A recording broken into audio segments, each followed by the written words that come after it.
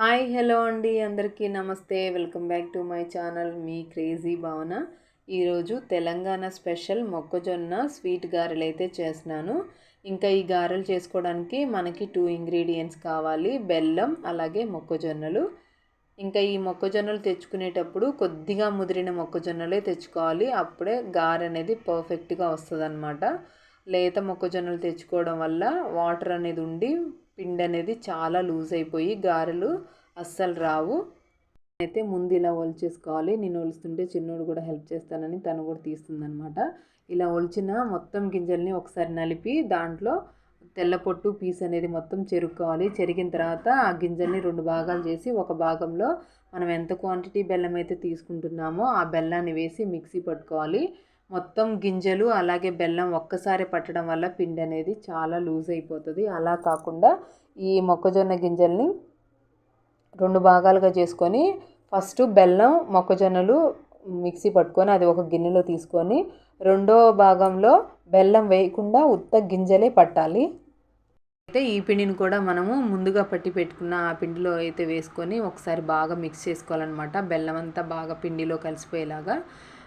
ఇంకా ముందు పట్టిన పిండి ఈ పిండి మొత్తం బాగా మిక్స్ చేసుకోవాలన్నమాట. ఇప్పుడు స్టవ్ వెలిగించుకొని బాండీ పెట్టుకొని ఆయిల్ అయితే పోసుకోవాలి. కొంచెం ఆయిల్ హీట్ అయ్యాక మనము గారెలు అయితే 4 వేసుకుంటే గారె అనేది అతుక్కోకుండా నీట్గా రౌండ్ షేప్లో అయితే వస్తుంది. లేదంటే మాత్రం పిండంతా అతుక్కొని గారెలు అనేది షేప్ అనేది రాకుండా మొత్తం చెదిరిపోతాయి అన్నమాట. పిండి లూజ్గా ఉండడం వల్ల చెదిరిపోతుంది. అందువల్ల ఏంటంటే 4 వేసుకొని తీసుకోవడం వల్ల మనకి గారెలు అనేవి చెదరకుండా నీట్గా వస్తాయి. ఇప్పుడైతే నేను క్లాత్తో చేసి చూపిస్తున్నాను కదా ఫ్రెండ్స్. ఇలా క్లాత్తో చేసుకోవడం వల్ల ఏంటంటే మనకి పిండిలో ఉన్న వాటర్ ఏదైనా ఉంటే ఆ క్లాత్ అనేది తీసుకుంటుంది. మనం గారె వేసుకోవడానికి చాలా ఈజీగా ఉంటుంది అన్నమాట. చూసారు కదా కాలిందా లేదా అని చెప్పేసి ఇలా ఒకసారి మనము మధ్యలో కలుపుకుంటూ ఈ గారెల్ని ఇలా మొత్తం చేసుకోవాలి.